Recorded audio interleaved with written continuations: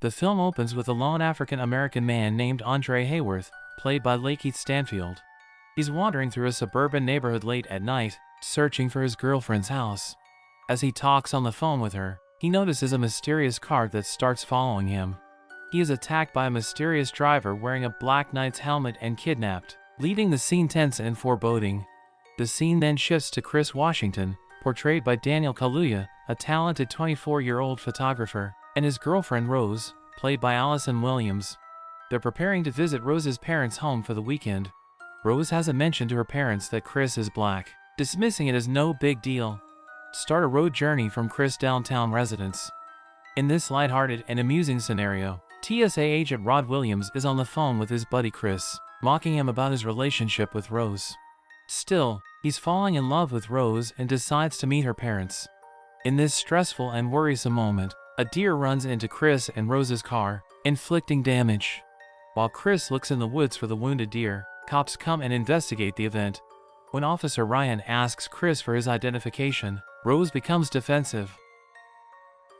From the moment Chris and Rose arrive at her parents' house, things feel off. Dean, played by Bradley Whitford, and Missy, portrayed by Catherine Keener, seem friendly. Home is surrounded by rich forests. Dean expressed worry about the environmental consequences of their car collision with a deer. Meanwhile, Dean gives Chris a tour of the residence, showing him photos of Rose's family and telling him anecdotes about its past. Dean and Chris take a tour of the Armitage house, beginning in the kitchen, where they meet Georgina, the housekeeper. They talk about the racial dynamics of having black workers. Moving to the backyard, Dean talks his political ideas with Chris while admiring the seclusion and beauty of the setting. Dean, Missy, Chris, and Rose sit and talk over cold beverages. Chris and Rose confess to being in love, and Dean questions Chris about his parents, finding that his mother died in a hit-and-run accident when he was 11 years old. Georgina, an anxious server, refills their drinks as Jeremy, Missy's son, gets home and meets the guests. The tone is cheerful and inviting, with a tinge of melancholy when Chris speaks of his mother's death, and small problems occur as an effect of Chris spots with Georgina's behaviors takes place at night in the Armitage dining room, where everyone gets together after a meal. Everyone in the group laughs at Jeremy's story about Rose's collection of toenails except Rose. Jeremy, who is drunk, tells a gross story about Rose's crush on Connor Garfield in high school. The newbie, Chris, tries to stay out of arguments, while Dean keeps the talk light and works as a mediator. When Jeremy tries to choke Chris, Dean steps in and tells him to stop. Jeremy's behavior gets worse, but there's an unsettling intensity about them, and Chris begins to sense that something is very wrong behind those closed doors. Chris and Rose have a quiet time in her bedroom with her family. They talk about how her family's conduct toward him has been difficult, with her father being excessively cordial and her mother being disrespectful to his ex-girlfriend. Chris, unable to sleep, walks outside to smoke and is startled by the groundskeeper Walter, and then by Georgina.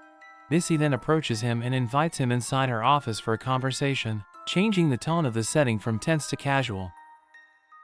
Missy and Chris talk in her office at night while Missy makes tea. They talk about having trouble sleeping, and Missy brings up the idea of heightened suggestibility. Missy asks Chris about his connection with his mother, which makes Chris think of his mother's death while it's raining. Chris's doubts and Missy's authoritative tone give way to trust and closeness.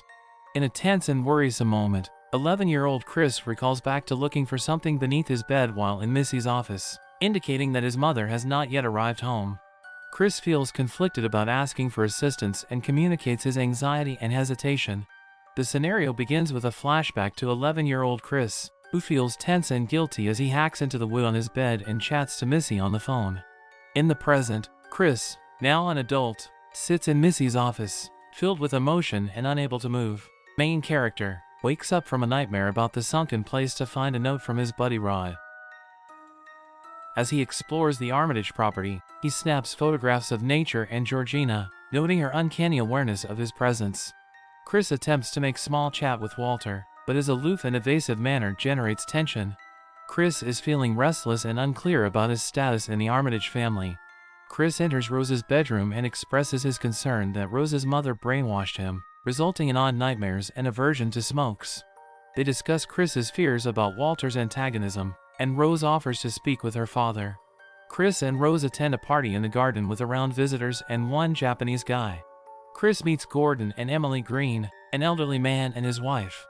Chris and Rose converse with a number of party attendees, including Nelson Dietz and his wife Lisa, who make a run at Chris and inquire about his love life. Chris snaps photos and notices Dean pointing him out to several couples. He also notices another black man during the gathering. The situation begins lightheartedly, but turns heated when Parker makes provocative views about race, then awkward when Lisa makes a move at Chris. Chris attempts small talk with Armitage family friend Andre during their gathering. Chris feels disappointed by Andre's indifference. Rich Philomena interrupts to introduce herself to Chris.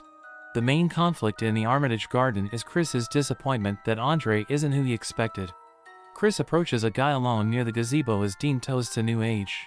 In the gazebo, Chris and Jim talk, setting a quiet, optimistic tone. Chris goes to Rose's room to charge his phone, but it's disconnected and dead.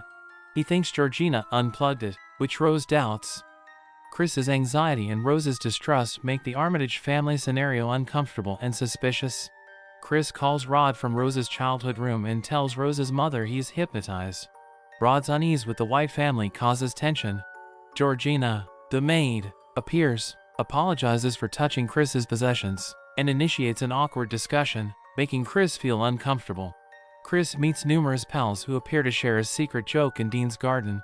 Chris is uneasy when Dean asks about being African American. Chris gives Andre/Logan the questions, snaps a photo, and unwittingly turns him angry. Photo and Andre/Logan morphs. Dean says Chris' phone flash caused Rose and Chris horrific seizure. Andre/Logan apologizes and departs with Missy and Philomena. They play bingo and fireworks to brighten the atmosphere. Rose and Chris' quarrel continues as Chris leaves her on a stroll. The midday living room scenario is tight and awkward with flashes of levity. In the woods, Rose and Chris discuss Chris's perplexity and discomfort, especially his feeling that he knew Logan, the guy who abducted him earlier. Dean and other partygoers auction a Chris photo in the garden. Rose attempts to encourage Chris to talk about his thoughts, but he closes down, increasing tension and confusion. Dean sells a property to Jim Hudson in the backyard as Chris and Rose talk in the woods. Chris's pain from his mother's death is triggered when Rose says she's late for her period. However, they comfort each other and return home. A competitive bidding and a serious, private talk between Chris and Rose make the situation emotionally weighty. Chris washes up after Chris and Rose get home from their party. He sends Rod a photo of Logan/Andre dressed differently and with an older white lady. Rod sees Logan/Andre's link to Teresa's sister Veronica. A dead battery cuts the discussion, leaving Chris Logan/Andre inquiries unanswered. Chris is preparing to leave Rose's bedroom at night when he finds a photo book of Rose with black boys, including Walter, in her closet. This finding makes Chris doubt Rose's commitment and trust. Chris explains everything in the vehicle after discovering the record, leaving Rose uninformed. The issue remains unsolved as Chris leaves the room. Dean led Rose, Jeremy, and Missy stop Chris from leaving the home to take his ailing dog to the doctor in this tense and unsettling scenario. Chris is asked about his purpose and objectives, and as he tries to escape, the world blurs and he collapses. The scene is a house's entryway and living room at night, with a raging fireplace and painting over it. Jeremy and Dean treat Chris's head injuries in his living room after he falls down a dark abyss. He calls for Rose, who murmurs before taking him to a dark, deserted basement. Chris ignites a lighter alone and sees a gigantic antlered beast. Sid is Chris's dog when Rod visits his flat. Rod is worried when he finds an Andre Hayworth missing person story on Chris's laptop after feeding Sid. Chris awakens strapped to a chair in a dark room with taxidermized animals and speaks to his abductor via a TV before falling asleep. Rod and Chris express their anxiety and terror in different areas of Chris's residence. In this dramatic police station scenario, TSA agent Rod Williams reports his pal Chris missing to Detective Latoya. Rod thinks a rich family kidnapped and indoctrinated Chris into sex slavery.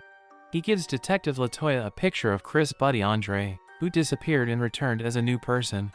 Although initially skeptical, Detective Latoya contacts Garcia and Drake to hear Rod's account, showing she is listening.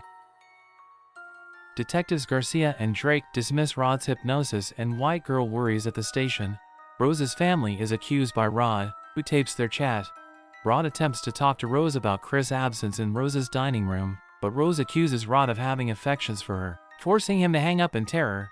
Rose stares blankly at her family as the scene concludes. Chris, remaining in the games room, wakes up to Dean's father Roman Armitage's television speech. Roman convinces Chris to accept the Armitage family's medical breakthrough, the coagula operation. Roman and his family wave to the camera as behold the coagula appears on the screen after the sequence shows the Armitage estate at sunset. Roman uses music and a lovely location to relax Chris while hinting at the broader tension of Chris's imprisonment and the coagula treatment. In a stressful and Chris slowly grasps the process, asking questions and making remarks, then falls consciousness again, setting up the operating room scenario.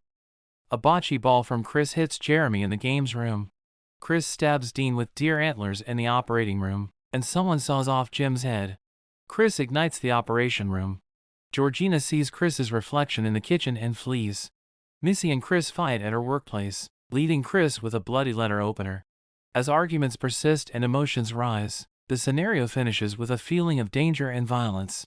Chris battles Jeremy in the foyer of the Armitage mansion before stabbing him in the leg and speeding away in a sports vehicle. In his attempt to flee, Chris accidentally strikes Georgina with his vehicle and is stunned to find her death. The scenario concludes with Chris halting his vehicle and taking in the tragedy of what has just happened. Young Chris, frightened, drives away from the Armitage home with Georgina, who changes into his grandmother. A gun-wielding Rose fires at him, but he flees. Walter, revealed to be Roman Armitage, pursues and assaults Chris, resulting in Walter's suicide. Chris almost chokes Rose to death before stopping. They drive away, leaving Rose and Rod behind, and the scenario ends in sorrow and violence.